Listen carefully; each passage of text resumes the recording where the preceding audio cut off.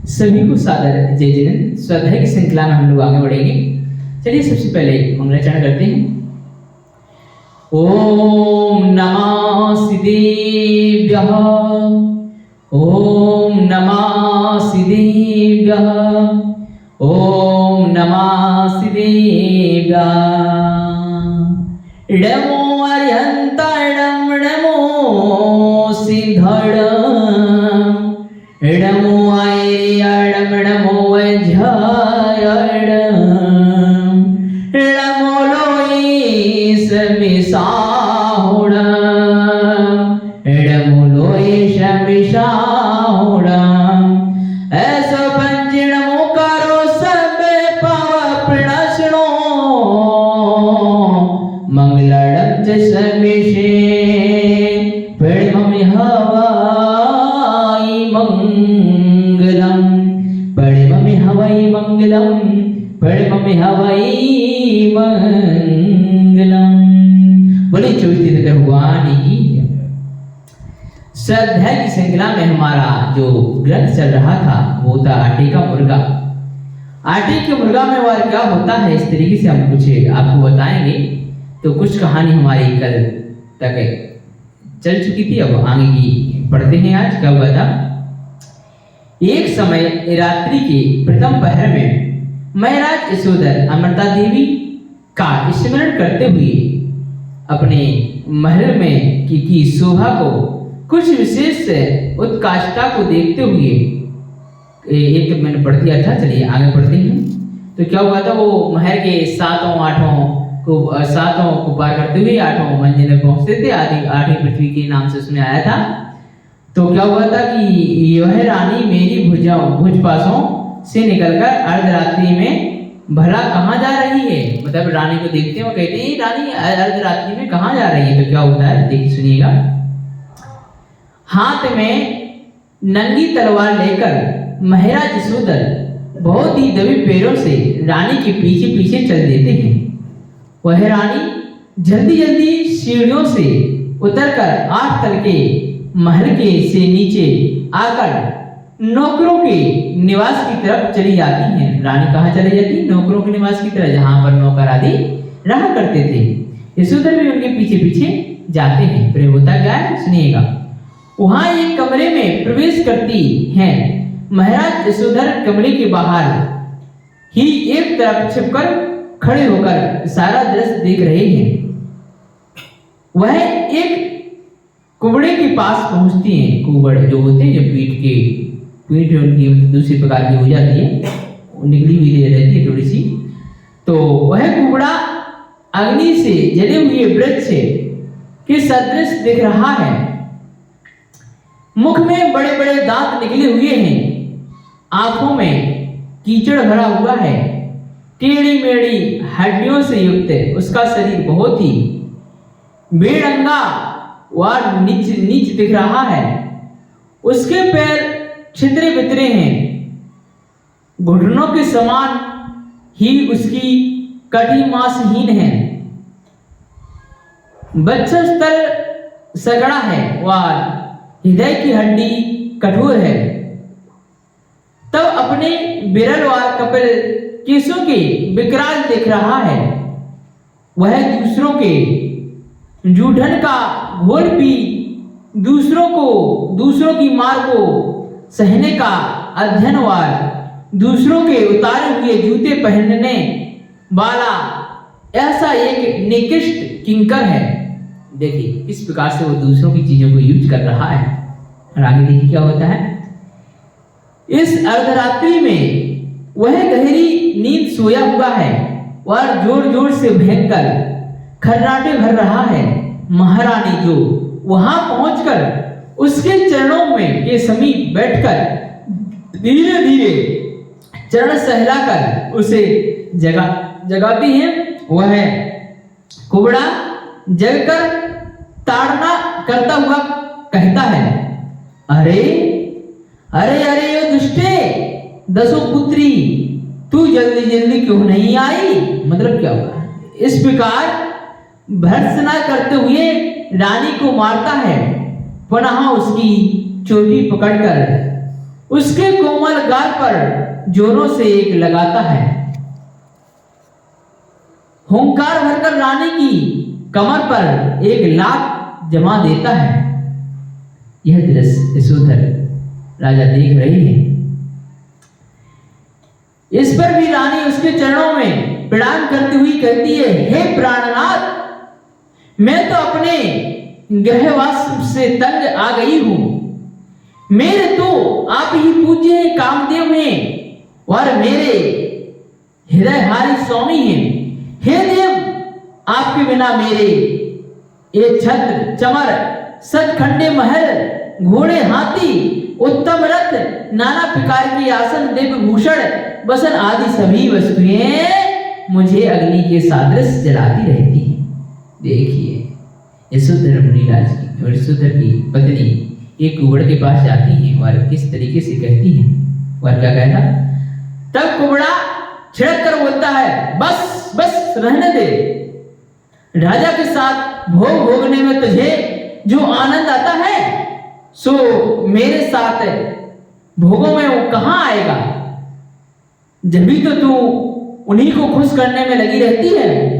तब उनकी पत्नी कहती है, हे प्रबलव, मैं सच कहती हूं, मुझे राजा का समागम धधकते हुए अंगारे के समान संतापकारी लगता है, परंतु क्या करूं।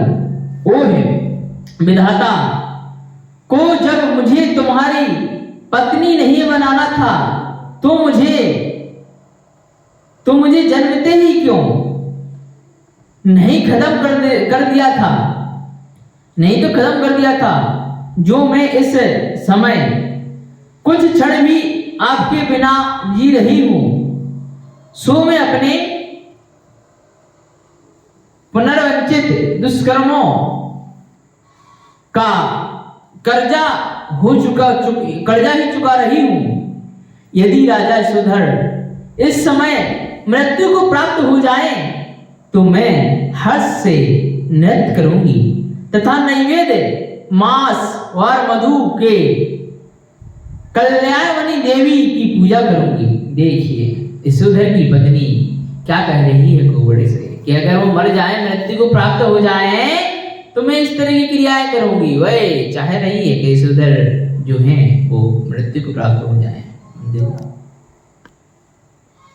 ये संसार असार है, यहां पर कोई किसी का नहीं है। इसलिए कहा गया था, जिसको माना था अपना अपना अपना ना रहा, जिसको माना था अपना अपना ना रहा, गैर तो गैर थे, अपनों का भी सहारा ना रहा। ये ऐसे ही नहीं कहा गया है, बहुत अच्छी बात छुपी हुई है इसमें। इसमें क्या लिखा है कि यशोधर की पत्नी जब वहां पर जाती है, इतना कहकर रानी कदर मुद्रा से उस कुबड़े की ओर देखने लगती है और प्रसन्नता की अपेक्षा करने लगती है। तब वह कुबड़ा जोर जोर से हंसने लगता है और रानी का हाथ पकड़कर खींचकर गाढ़ आलिंगन कर लेता है। फिर दोनों ही परस्पर में एक दूसरे के प्रति इतने अधिक आसक्त हो जाते हैं कि मानो फिर पुनः क्षण भर के लिए भी अलग ना हो। जानो बहुत देर तक एक दूसरे से अलग होकर कुछ क्षण तक प्रेम से संताप करने लगते हैं। रानी के मन में वह चिंता हो जाती है कि अगर राजा के जागृत होने का समय निकट आता जा रहा है, अतः जैसे जैसे कुबड़े को शांत कर पुनः जल्दी जल्दी आने का आश्वासन देने लगती है। इधर छिपकर खड़े हुए महाराजा यशोधर के आश्चर्य का ठिकाना नहीं रह जाता है। वे बार बार सोचने लगते हैं, मैं ये क्या देख रहा हूं। कुछ क्षण बाद जब दोनों को व्यभिचार में तन्मय हुआ देखते हैं तो उनके क्रोध का वेग बढ़ जाता है और वे तलवार को हाथ में उठाते हैं तथा दोनों को एक बार में ही खत्म करने के लिए तैयार हो जाते हैं। आटे के मुर्गे में जो किताब है जिसको हम लोग पढ़ रहे हैं। बहुत ही अच्छी कहानी लिखी हुई है और स्वाध्याय के माध्यम से आप तक पहुंचाई जा रही है। उसी क्षण उसके मन में विचार आता है, अरे मैंने जिस खड्ग से शत्रुओं के सैन्य का विध्वंस किया है उससे अगर अब काम पुरुष के समान क्या स्त्री का हनन करूं? नहीं नहीं, मेरी यह तलवार क्षत्रिय वीरों का गला काटती है, ना कि ऐसे निकृष्ट किंकर का कि व्यभिचारी स्त्री का। ऐसा विचार कर राजा अपनी तलवार को नीची कर लेते हैं और भड़कती हुई क्रोध की ज्वाला को क्षमा रूपी जल में शांत कर लेते हैं। जब रानी वहां से आने को उत्सुक दिखाई देती है तब वे उसके पहले ही वहां से चलकर अपने कमरे में आकर लेट जाते हैं। यद्यपि उन्हें नींद आती नहीं है फिर भी निद्रा में सोते हुए अपनी आंख बंद कर लेते हैं और गहरे विचारों में डूब जाते हैं। ओहो, यह मेरी भुजाओं के आलिंगन से तृप्त होती हुई इस कुबड़े में कैसे आसक्त हो गई? हाय हाय, इसने एक भी बार नहीं सोची कि इसे अपने श्रेष्ठ कुल का ध्यान रहा, ना अपनी राजलक्ष्मी का मान भान रहा, ना हंसना इसने मुझे ही कुछ गिना वरना अपने पुत्र का ही कुछ संकोच किया। ओ, इसकी बुद्धि ऐसी भ्रष्ट हो गई, क्या सचमुच में ऐसी उच्च घराने की महिलाएं भी ऐसा निद्रा कुकृत्य कर सकती हैं? साथ ही सच ही है सहारा, सच ही है सहारा देने योग्य ऐसे आम के वृक्ष पर चढ़कर जो भी लता नीचे की ओर लटक जाती है और किसी अन्नहीन जाति के कटीले वार रूखे झाड़ों का चुम्बन करने लगती हैं। राजा यशोधर लियो की दृष्टिवृत्ति और मायावी चारी से चिंतन कर रहे हैं। इधर रानी धीरे धीरे आकर पति को सोया हुआ समझकर उसी सैया पर लेट जाती हैं और कुछ ही देर बाद निद्रा में निमग्न हो जाती हैं। किंतु महाराज को नींद कहाँ है? उन्हें उस समय का दुष्ट स्त्री का स्पर्श विषैली नागिन से अधिक भयंकर प्रतीत हो रहा है। धीरे धीरे स्त्री चरित्र से मन हटाकर संसारवार भोगों में निस्वार्थता का विचार करने लगते हैं। वह संसार असार है। आज जिसको मैं शत्रु समझ रहा हूं, पता नहीं वह कितनी बार हमारा मित्र, पुत्र, माता पिता हो चुका है। जिसे हम आज अपना मित्र समझ रहे हैं वह भी अनंत बार शत्रु के रूप में हमारा अप्रिय दुखदाई हो चुका होगा। इस संसार में यदि सार है तो एक दयामयी धर्म ही है और यदि कोई शत्रु है तो एक क्रोध, मान, माया, लोभ, राग, द्वेष आदि ही है। यह शरीर अत्यंत अपवित्र है। इसे चाहे जितना धो, सुगंधित वस्तुओं का लेप करो, उत्तम से उत्तम पदार्थों का भक्षण करो, चाहे जितना सुख पहुंचाओ, परंतु यह दुख की खान है। हमारा शरीर है जो दुख की खान है, कभी सुख नहीं भोगते, क्योंकि अगर एक सुख समाप्त होगा दूसरा दुख उत्पन्न हो जाएगा। इसलिए कहा गया इच्छा निरोध तप, अर्थात इच्छाओं का निरोध करना ही क्या है? तप है। तन मिला तो तप करो, करो कर्म का नाश। तन मिला तो तप करो, करो कर्म का नाश। रवि शशि से भी अधिक है तुम में दिव्य प्रकाश। ये पंक्तियां ऐसे ही नहीं कही गई हैं, रवि यानी सूर्य, शशि यानी चंद्रमा, जितना सूर्य और चंद्रमा में प्रकाश नहीं है उससे भी कई अधिक ज्यादा तुम्हारी आत्मा के अंदर प्रकाश है, लेकिन उसे खोजने की जरूरत है। चलिए आगे बढ़ते हैं, क्या लिखा है। हमेशा इसी मत झरता रहता है, वह यह नियम से नष्ट होने वाला ही है, एक क्षण का भी इसका भरोसा नहीं है, फिर भी पता नहीं क्यों मूढ़ प्राणी इसके अर्थात होकर अपनी आत्मा को कैसे भूल जाते हैं। अहो, इस नश्वर शरीर में ही सशक्त आत्मा को प्राप्त किया जा सकता है। इस आपगत शरीर से ही रत्नात्रय स्वरूप आत्मा तीनों लोकों में पवित्र व पूज्य बनाई जा सकती है। अतः इस शरीर को रत्नात्रय की सिद्धि का साधन बना लेना ही उचित है। ये इंद्रियों के भोग विष से भी अधिक भयंकर है। विष ही एक बार ही प्राणी का घात करता है, परंतु ये विषय भोग भव में दुर्गतियों में अनंत दुखों का अनुभव कराते हैं। ये दुख हैं, ये दुख सिर्फ मनुष्य पर्याय में ही नहीं है, किसी भी गति में जाएंगे वहां हमें दुख ही प्राप्त होंगे, सुख नहीं होंगे। अगर सुख की प्राप्ति करनी है, अगर अनंत सुख की चाहे रखनी है तो सिद्धालय में जाके ही प्राप्त होगी, सिद्ध शिला में बैठने के बाद ही प्राप्त होगी।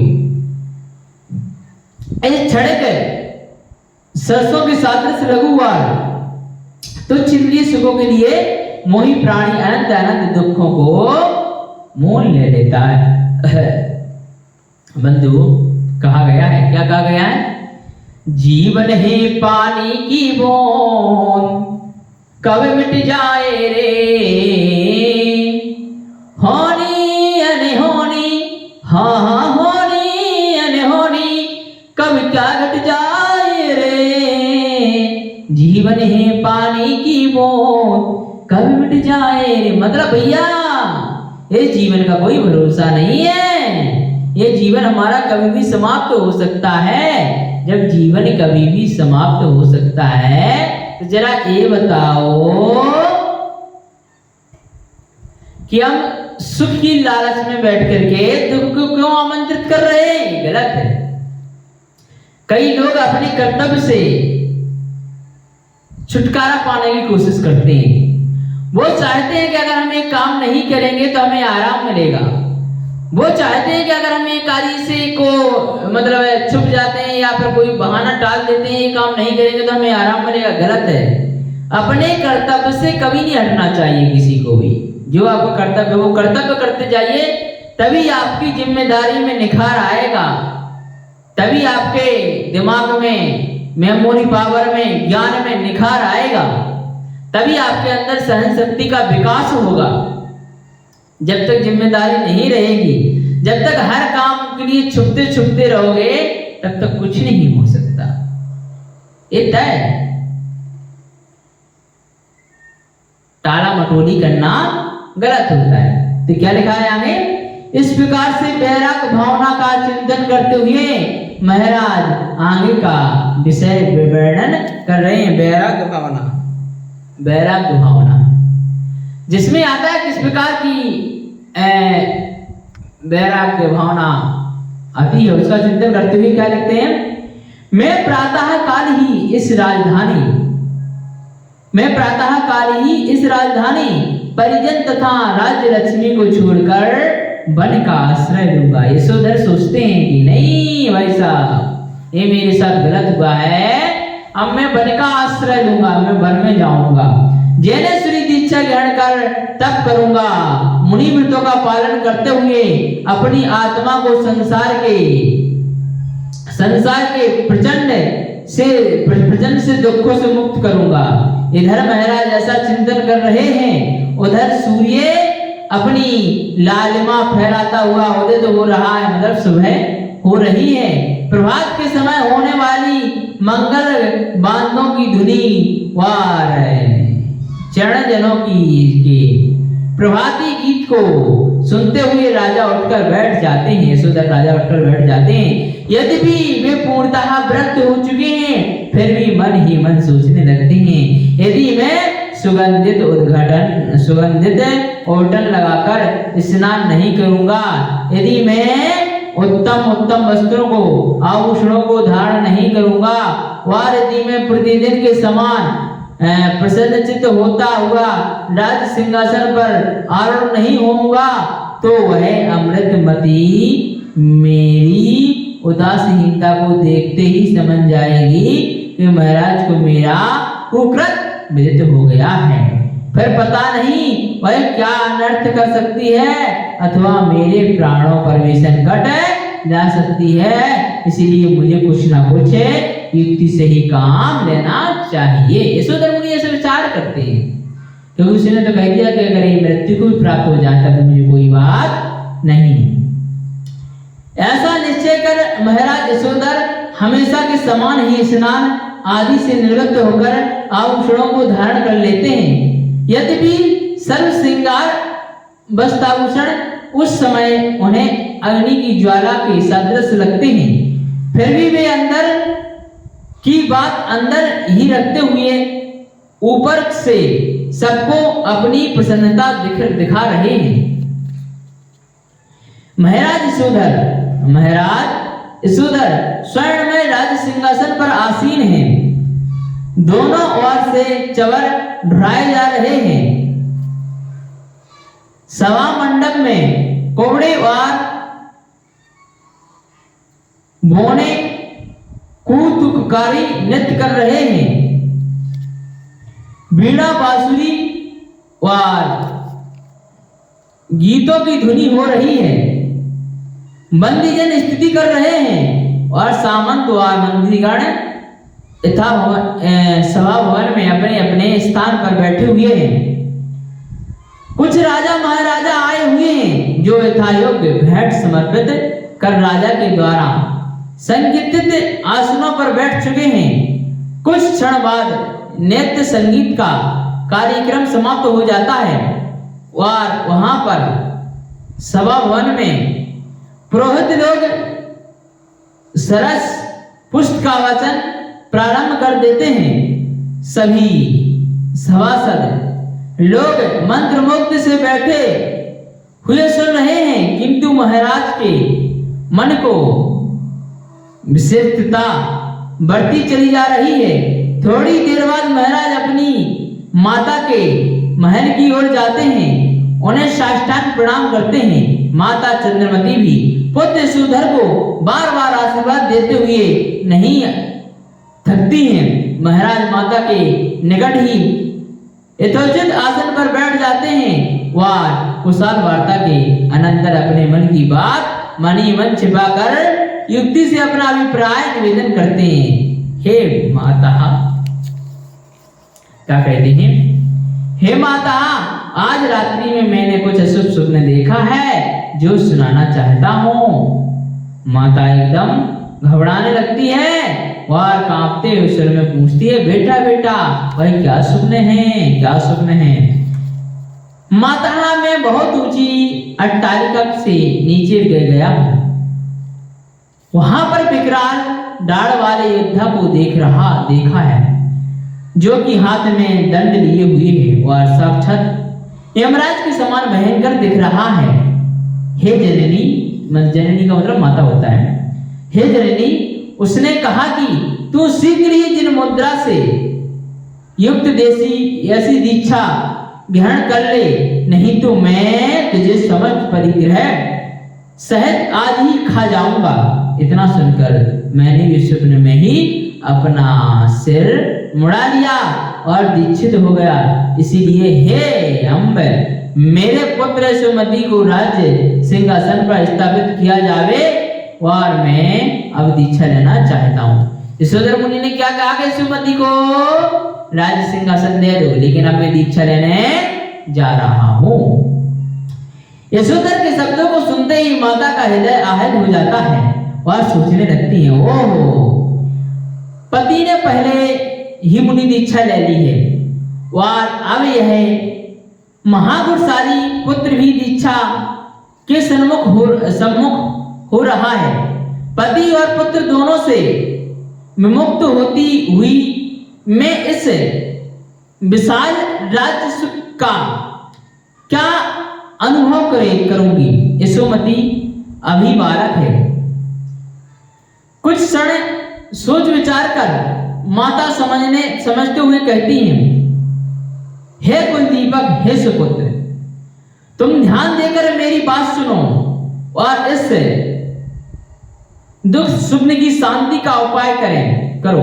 बेटा, अपनी कुल देवी है जो सब आशाओं की पूर्ति करती है और बड़े बड़े संकटों का निवारण करने में समर्थ है। इसीलिए उस देवी के समक्ष नाना जाति के जीवों की बलि की जाए, जिससे आगंतुक संकट टल जाएगा। देखिए किसने क्या कहा, आगंतुक संकट टल जाएगा। ये देखिए कैसे विचारों वाला है, वह सब कुछ आनंद संगत हो जाएगा। माता के वचनों को सुनते ही महाराज यशोधर कांप उठते हैं। हे भगवान, एक इनको मारने की बात कर रहे हैं कि भैया जीवों को मारो और कुल देवी को प्रसन्न करो। कुल देवी को प्रसन्न करने से संकट टल जाते हैं। क्यों माता ऐसे क्यों कह रही हैं? और अर्धवचनों में कहते हैं, हे पूज्य माता, प्राणियों का वध करना महापाप है। भला अन्य जीवों को दुख देकर कभी सुख मिल सकता है? नहीं, कभी नहीं मिल सकता। अगर जो व्यक्ति दूसरों को दुख देकर के अगर खुद खुश रहना चाहता है तो कभी नहीं रह सकता। ये ग्रंथों में बात आई है, आटे का मुर्गा जो हम ग्रंथ पढ़ रहे हैं उसमें बात आई है कि दूसरों को दुखी करके अगर स्वयं को खुश रखने का प्रयास किया जाएगा तो ये कदापि नहीं होगा, कदापि नहीं हो सकता भाई, कदापि नहीं हो सकता। हमें सभी को खुश रखते हुए, सभी की परवाह करते हुए आगे बढ़ना है, आगे बढ़